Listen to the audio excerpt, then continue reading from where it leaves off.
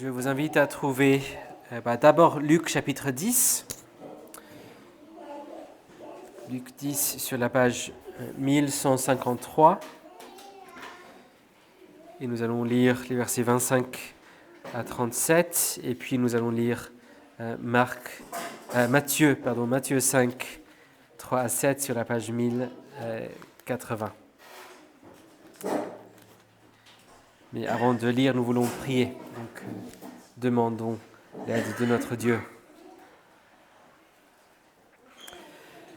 Père céleste, accorde-nous de comprendre ta sainte parole selon ta divine volonté, afin que nous apprenions par elle à mettre toute notre confiance en toi seul et à la retirer de toute autre créature. De plus, que notre vieil homme avec toutes ses convoitises soit crucifié davantage chaque jour et que nous puissions nous offrir à toi comme un sacrifice vivant, à la gloire de ton saint nom et à l'édification de notre prochain, par notre Seigneur Jésus-Christ. Amen. Donc la première lecture, Luc 10 et les versets 25 à 37. Écoutons la parole de notre Dieu. Et voici qu'un docteur de la loi se leva et lui dit, pour le mettre à l'épreuve, « Maître, que dois-je faire pour hériter la vie éternelle ?»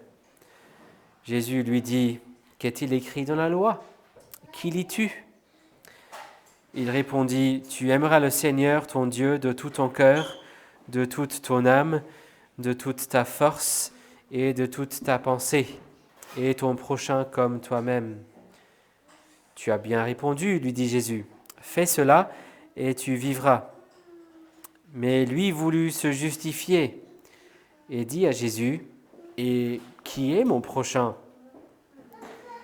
Jésus reprit la parole et dit, « Un homme descendit de Jérusalem à Jéricho.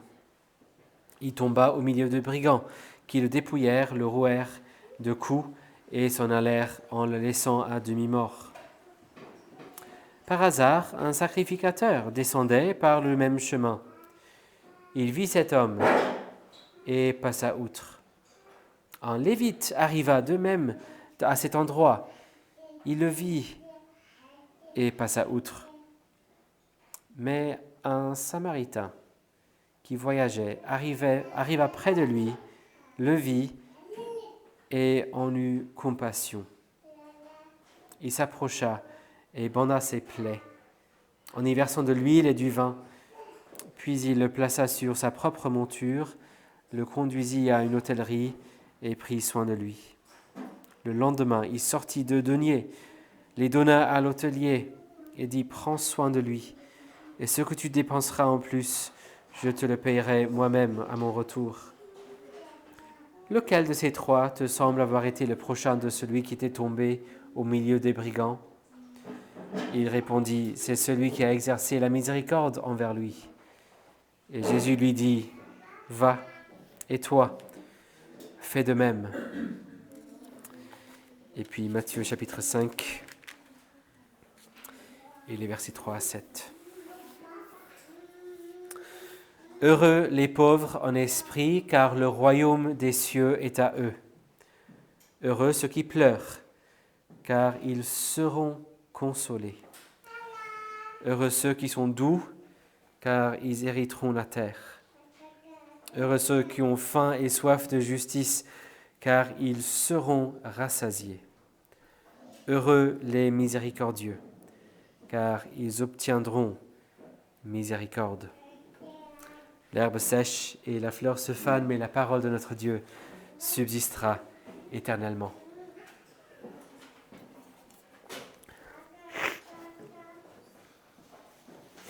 Nous méditons depuis quelques semaines cette série de déclarations que Jésus a faites au commencement de son fameux sermon sur la montagne. Ces béatitudes annoncent et expliquent les valeurs de son royaume et l'œuvre qu'il veut faire dans les cœurs des hommes. La perspective radicalement différente de son royaume par rapport aux valeurs et à la perspective de ce monde. Et nous découvrons ici qui sont les gens qui sont vraiment à envier, les gens véritablement heureux et heureux surtout grâce à Dieu. Qui sont ceux qui reçoivent les bénédictions de Dieu, les bénédictions de son alliance? Cette alliance dont Jésus est le chef, le roi, et donc les bénédictions dont il est lui-même le garant. Et alors qu'il prêche ce sermon particulièrement pour ses disciples, comme nous le dit le premier verset de ce chapitre, il prêche pour ses disciples, son peuple à lui, on voit qu'il y avait aussi une grande foule présente. Et on pourrait imaginer les différentes personnes qui auraient été là en train d'entendre ce message destiné pour ses disciples. Mais ils écoutent quand même. Ils écoutent aux portes de ce royaume pour découvrir le programme de Jésus. Et on ne sait pas exactement qui était dans cette foule, bien sûr, mais imaginons que nous voyons dans cette foule un pharisien. Pardon. Un pharisien très engagé, très dévoué, un homme qui fait beaucoup de bien dans le monde et qui en est assez fier. On pourrait bien imaginer que jusque-là, dans ce sermon, ce pharisien aurait envie de dire « mais ce sermon n'a aucune pertinence pour moi ». Vous n'avez jamais remarqué que ce sont souvent des gens dans une église qui disent ça après une prédication, qui ont vraiment le plus grand besoin de la prédication. Ceux qui disent « ce n'était pas pertinent pour moi ». C'était surtout pertinent pour toi en fait. Mais au bout de cette 5e béatitude, le pharisien se demande s'il n'y a pas quelque chose à apprécier ici. Enfin, Jésus a quand même placé au milieu de cette série de bénédictions, au cœur de ces déclarations, les valeurs de la justice et la miséricorde. 2 valeurs très importantes dans l'Ancien Testament. Au cœur de cette série de 8 béatitudes, on a la justice et puis la miséricorde. Et pourtant, il n'aurait pas forcément apprécié ce que Jésus a dit dans les 4 premières. Jusque-là, Jésus n'a parlé que du fait d'être dans le besoin, le fait d'être pauvre en esprit, de pleurer son péché, d'arriver à une telle conviction par rapport à son péché et son état spirituel que ça se manifeste dans une attitude d'humilité et de douceur, et puis une faim et soif de justice, le fait de désirer avant et au-dessus de toute autre chose, le fait d'être juste, justifié, être en règle et en paix avec Dieu et réconcilié avec lui. Il ne parle que de besoin et d'attitude. Un pharisien qui est tout fier de tout ce qu'il a fait pourrait très facilement se convaincre que ce message n'a rien de pertinent pour lui. Mais enfin, en cette 5e béatitude, enfin, Jésus se met à dire des choses qui ont du sens, qui ont de l'importance. Enfin, il dit quelque chose de pratique, comme si tout ce qui précédait n'était pas déjà profondément pratique. Parce que enfin, Jésus parle de ce que nous devrions faire. Voici enfin quelque chose que je peux faire. Et dirait le pharisien, ça me concerne, parce que je suis bien évidemment quelqu'un de très miséricordieux, surtout avec tout ce que je donne de ma dîme. Qu'aurions-nous à dire de ce pharisien donc? Que dirait Jésus à ce pharisien? Bien évidemment un pharisien imaginaire, mais on peut bien très facilement l'imaginer et on peut peut-être l'identifier dans nos cœurs à nous aussi. Méditons ce verset donc un peu pour mieux comprendre de quoi il s'agit et que dirait Jésus à cette attitude. Méditons d'abord le sens de cette miséricorde. Qui sont ces gens miséricordieux? Le pharisien parlerait sûrement en termes de ce qu'il fait pour aider les gens qui sont dans le besoin, ce qu'il donne de ses biens, et peut-être de son temps aussi. Et cela fait partie de la définition, bien évidemment. Mais il y a une différence importante ici. Si l'on commence tout de suite avec ce qu'on fait, si on démarre avec ce que moi je fais, si on commence tout de suite avec nos propres efforts, sans être passé par les 4 premières béatitudes, les 4 précédentes, alors je n'ai que la miséricorde en tant que masque, en tant que costume. Ce n'est pas simplement, ce n'est qu'un masque de miséricorde. C'est une performance qui cherche à gagner quelque chose, comme si j'étais moi-même la source de cette miséricorde. Alors que si j'ai compris d'abord ma pauvreté, mon endettement spirituel devant le Seigneur. Et si j'ai pleuré mon péché parce que j'ai compris la gravité de ce péché, et si cela s'est traduit en une attitude d'humilité et de douceur, et si je me suis concentré sur ce désir central, prioritaire, d'être juste, justifié et en règle et en paix avec Dieu, si j'ai compris la merveilleuse promesse de Jésus, que je serai consolé par son pardon, rassasié et béni par ce Dieu qui pardonne, c'est alors que je sais que je suis transformé en mon fort intérieur. Et donc, au lieu d'avoir la miséricorde comme masque ou costume, j'ai de la miséricorde comme disposition. J'ai été transformé par la grâce, parce que j'ai l'assurance que, comme on a lu dans le psaume 103 tout à l'heure, Dieu ne me traite pas selon mes péchés et ne me rétribue pas selon mes fautes.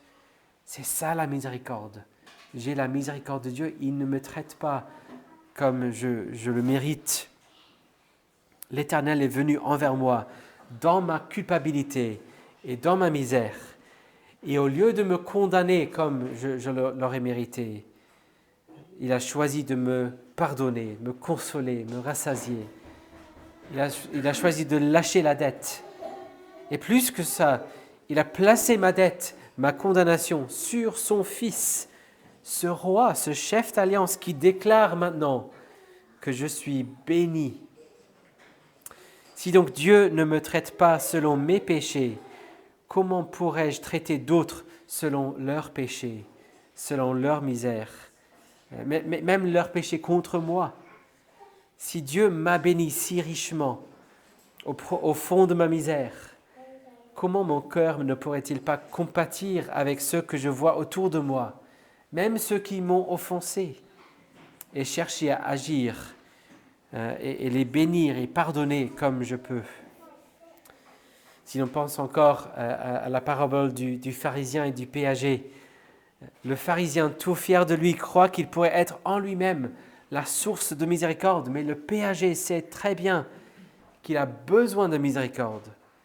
Mais une fois assuré de cette miséricorde, qu'il reçoit bien la miséricorde de Dieu, une fois rassasié, justifié, consolé, il est difficile d'imaginer qu'il rentrerait chez lui sans que son regard sur son prochain ne soit transformé. Il voit ses prochains qui sont dans le besoin, même ceux qui l'ont offensé, même ceux qui le détestent encore. Il voit leurs besoins spirituels et matériels. Il voit ses richesses à lui, ses richesses spirituelles et matérielles. Et forcément, il fera tout ce qu'il peut pour aider d'autres, pour aimer d'autres, n'est-ce pas? Et on n'a pas besoin d'imaginer en termes de cette parabole, c'est une réalité qui s'est produite en la personne de Zachée. Seigneur, je donne aux pauvres la moitié de mes biens, et si j'ai fait tort de quelque chose à quelqu'un, je lui rends le quadruple. En fait, on lit son histoire seulement quelques versets après la parabole du péager. Et là, comme avec les béatitudes précédentes, il s'agit d'une valeur profondément différente de ce que le monde admire. Dans la culture romaine, les 4 grandes vertus cardinales étaient la sagesse, la justice, la tempérance et le courage, mais pas la miséricorde. Pourquoi le fait de se soucier des besoins ou du misère d'autrui serait-il une bonne chose? N'est-ce pas plutôt du gâchis en termes de ses propres forces, de son énergie, de ses ressources? Pourquoi ces gens-là seraient-ils à envier ou à admirer ceux qui pensent à d'autres, ceux qui gaspillent leurs ressources sur d'autres personnes? Pourquoi ne pas vivre simplement selon la loi du plus fort? Heureux ceux qui ont tout dont ils ont besoin et ne soucient pas pour d'autres. Pourquoi devrais-je admirer l'homme qui, dès que quelqu'un l'offense et se place ainsi dans une position d'endettement vis-à-vis de lui, pourquoi devrais-je envier l'homme qui choisit de ne pas en profiter? L'homme qui choisit de pardonner au lieu d'utiliser la situation pour le tourner à son avantage. C'est fou, non? Si quelqu'un se place en ma dette, pourquoi ne pas profiter de ça? Ben non. Voici une première différence à expliquer à notre ami le pharisien, la miséricorde en tant que costume ou masque et en tant que disposition. Et aussi la grande différence derrière cela, c'est-à-dire la miséricorde qui s'efforce, qui cherche à gagner quelque chose, qui cherche à se produire elle-même, et la miséricorde qui coule et qui se nourrit d'une vécu de la miséricorde de Dieu. L'autre grande différence se voit dans la deuxième partie de la béatitude, après le quart. Le pharisien aimerait sûrement que Jésus dise « Heureux les miséricordieux, car ils mériteront leur récompense. » Mais ce n'est pas le deal, ce n'est pas l'accord que Jésus annonce ici. Ils obtiendront miséricorde. C'est même pas ils mériteront la miséricorde, parce que la miséricorde, par définition, forcément, ne se mérite pas. Heureux ceux qui ne traitent pas d'autres selon leurs péchés, car le Seigneur ne les traitera pas selon leurs péchés à eux. Heureux ceux qui vont à la rencontre des gens dans leur misère, car le Père viendra à leur rencontre dans leur misère à eux. Et donc, si l'on veut comprendre la logique de cette béatitude, la relation logique entre les deux parties, alors qu'on serait tenté de dire qu'il y a une différence ici avec les précédentes, en fait, ce n'est pas le cas. Ce n'est surtout pas une logique de mérite.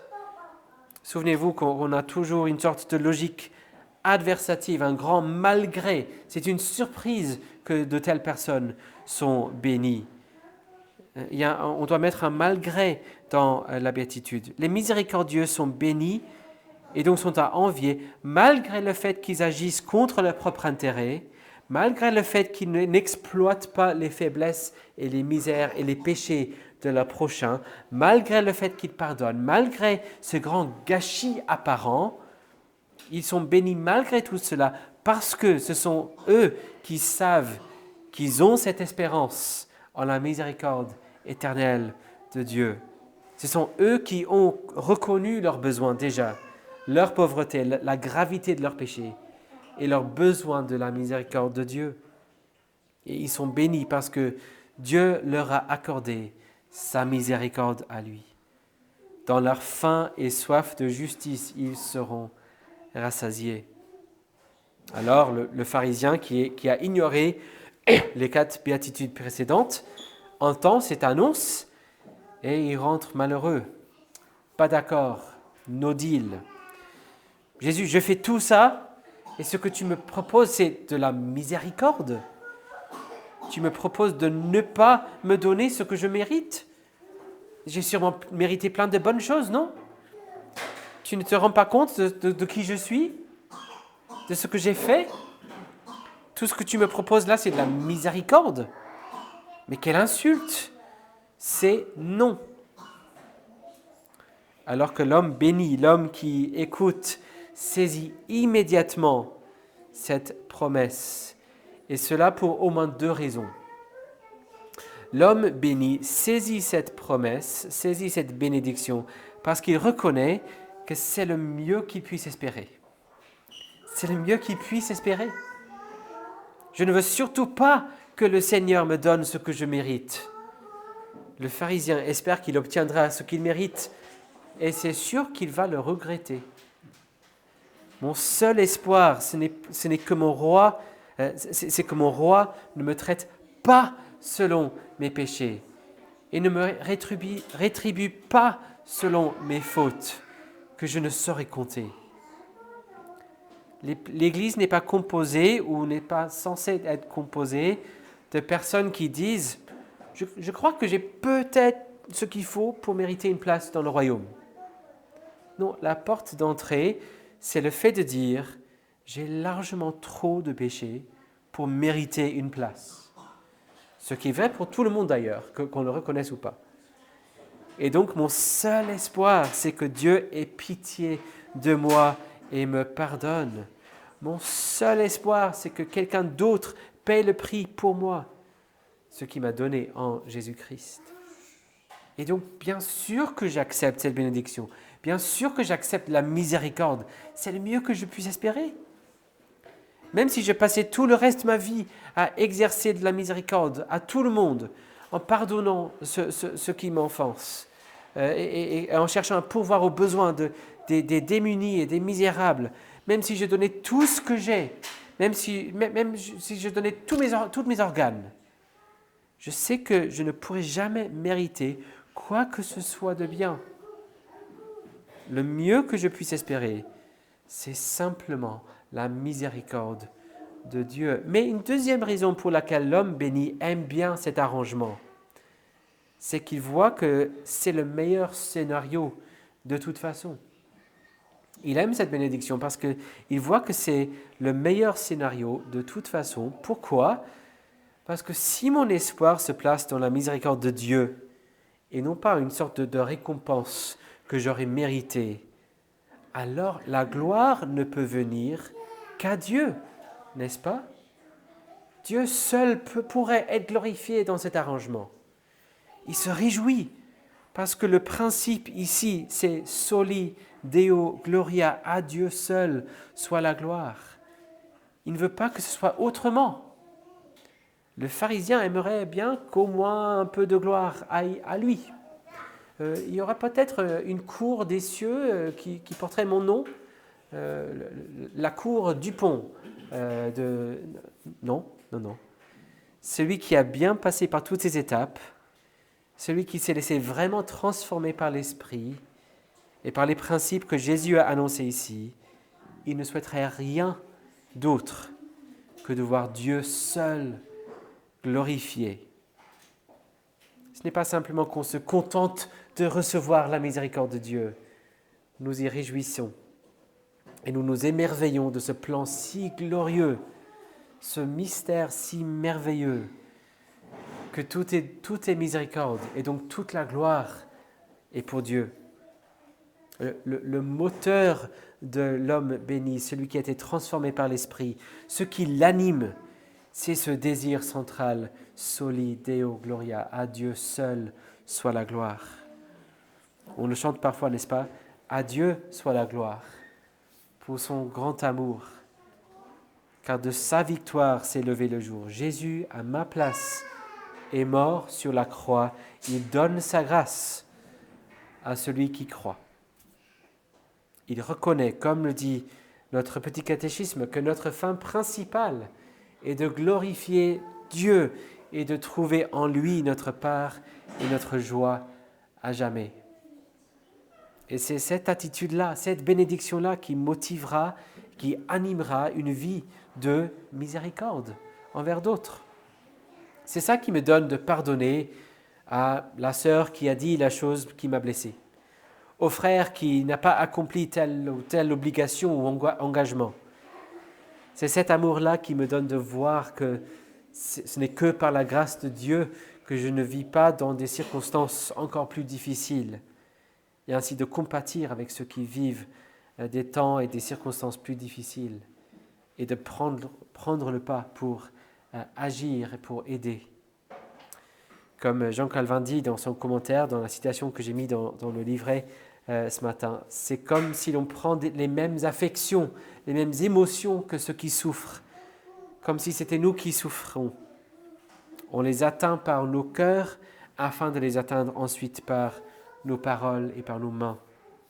Et cela sur la base de la miséricorde de Dieu pour nous, et cela à sa gloire seule.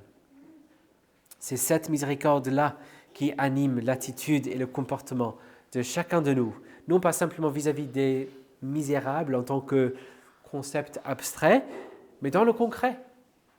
Comme le dit Galates 6, ça commence surtout par les frères dans la foi, ou littéralement la maisonnée de la foi, la famille de la foi. Ce qui n'est pas non plus une idée abstraite, ce sont les gens qui sont là, à côté de vous, dans les rangs, devant vous, derrière vous. Ce sont de vraies personnes dont vous connaissez les prénoms. Votre obligation de miséricorde commence là. Non pas exclusivement, mais ça commence là. On veut pratiquer le bien envers tous, chacun de sa manière et selon ses moyens, mais surtout la maisonnée de la foi. Quelle est la leçon que nous devrions retenir cette semaine donc ? La leçon, c'est que ceux qui connaissent véritablement la glorieuse miséricorde de Dieu font preuve de véritable miséricorde à la gloire de Dieu. Ceux qui connaissent véritablement la glorieuse miséricorde de Dieu font preuve de véritable miséricorde à la gloire de Dieu. Et donc oui, on peut constater au centre de ces béatitudes un cœur qui aime la justice et la miséricorde, mais ce n'est pas un appel à agir pour la justice et la vérité et la miséricorde sans établir d'abord le fondement de la justice et de la miséricorde qui viennent depuis l'extérieur, de la part de Dieu. La justice et la miséricorde de Dieu qui sont, comme le disaient les réformateurs, extranos, en dehors de nous-mêmes, qui vient de l'extérieur de nous-mêmes. Dans la Bible, on voit des commandements, des impératifs importants et profonds, mais on n'a jamais d'impératif sans établir d'abord les indicatifs, sans nous donner ce que Dieu a fait pour nous, des vérités qui sont l'encre de ces commandements. On a toujours le fondement de la miséricorde de Dieu pour nous. On a toujours la transformation que Dieu veut produire en nous par son Esprit Saint avant de nous appeler à agir.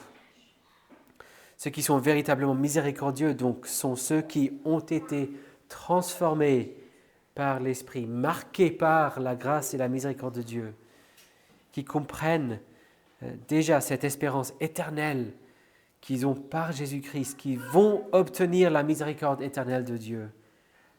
Et ainsi, ils savent qu'ils sont libres de donner pour le bien des autres, d'agir pour le bien des autres. Ils sont libres de pardonner ceux qui pêchent contre eux. Ils sont libres d'aider ceux qui sont dans le besoin, sans que l'on ait besoin de dire qu'ils sont malheureux pour une raison quelconque. Ils sont bénis éternellement, parce qu'ils savent avec assurance, par la promesse éternelle de Dieu, qu'ils obtiendront miséricorde, non pas en récompense, mais simplement par la grâce de Dieu. Et donc, en termes d'application, certes, il vaudra le coup de se poser la question de comment vous traitez d'autres personnes, en commençant par vos frères et sœurs dans l'Église, et puis plus largement. Y a-t-il des choses que j'ai faites ou que je fais, que je devrais changer ou arrêter ? Y a-t-il des choses que je devrais faire pour aider mes frères et sœurs que je ne fais pas encore ? Des choses que je ferais si je pensais un peu plus à comment le Seigneur a eu pitié de moi. Des choses que je ferais si je pensais à l'amour et au bien que je dois à mes frères et sœurs. Ce sont des bonnes questions à se poser, mais bien évidemment, la question plus fondamentale à se poser avant de se poser ces questions-là, pas au lieu de se poser des questions, mais avant de se poser des questions-là, ai-je saisi ce que Dieu me propose en Jésus-Christ en termes de sa miséricorde pour moi et mon besoin de cette miséricorde? Est-ce que je me rends compte de la merveilleuse nouvelle que c'est? Ou est-ce que je préfère vivre en pharisien pour chercher en vain à gagner quelque chose pour moi-même? Est-ce que je comprends cette promesse, cette proposition époustouflante de la miséricorde de Dieu? Il me propose de ne pas me traiter selon mes péchés. Incroyable. Et cela parce qu'en Jésus-Christ, il a traité quelqu'un d'autre selon mes péchés. Le roi qui déclare ses bénédictions, c'est celui qui s'apprêtait là à porter les malédictions de l'Alliance. Tout en annonçant les bénédictions, c'est lui qui allait porter les malédictions de l'Alliance en notre place. C'est lui qui a été rétribué selon mes fautes. Et donc, dans un sens, c'est lui la miséricorde de Dieu. Jésus est la miséricorde de Dieu. Il est la justice qui me rassasie et il est la miséricorde de Dieu que j'obtiens. Comment est-ce que j'obtiens la miséricorde? Dans le fait d'obtenir Jésus. Ce n'est pas que Jésus me donne un truc qui s'appelle la miséricorde. Il me donne lui-même. Il est la miséricorde de Dieu. C'est ça que j'obtiens. J'obtiens Jésus. En fin de compte, s'il est miséricordieux sont bénis malgré le coût que ça représente pour eux ici-bas. C'est parce qu'ils reçoivent Jésus lui-même, la miséricorde de Dieu. Est-ce votre cas? Vous avez encore l'occasion là ce matin. Venez, embrassez-le. Suivez-le sur le chemin de l'amour et de la miséricorde. Et cela pour la gloire de Dieu seul. Amen. Prions. Merci, notre Père, pour ta miséricorde. Merci parce que ta miséricorde a un prénom. Il s'appelle Jésus et nous l'avons obtenu comme cadeau. Merci pour ce cadeau. Nous te prions que tu nous donnes de le saisir, de l'embrasser, de méditer le privilège que c'est d'avoir Jésus-Christ, ta miséricorde. Et nous prions que ça puisse vraiment nous inspirer à la miséricorde. Donne-nous de pardonner les péchés les uns des autres. Donne-nous de pouvoir aux besoins les uns aux autres. Donne-nous d'agir les uns envers les autres avec miséricorde. Non pas en cherchant à être récompensés, non pas en cherchant à se venger, mais fais de nous une famille de miséricorde. Et nous prions que cette miséricorde puisse aussi aller plus loin, pour qu'elle s'exerce envers d'autres, en dehors même de cette famille, en dehors de cette Église, pour que nous soyons connus comme des personnes miséricordieuses, non pas parce qu'on veut mériter quoi que ce soit, mais pour leur présenter ta miséricorde à toi. Et nous prions que tu sois glorifié dans tout cela. Au nom de Jésus-Christ. Amen.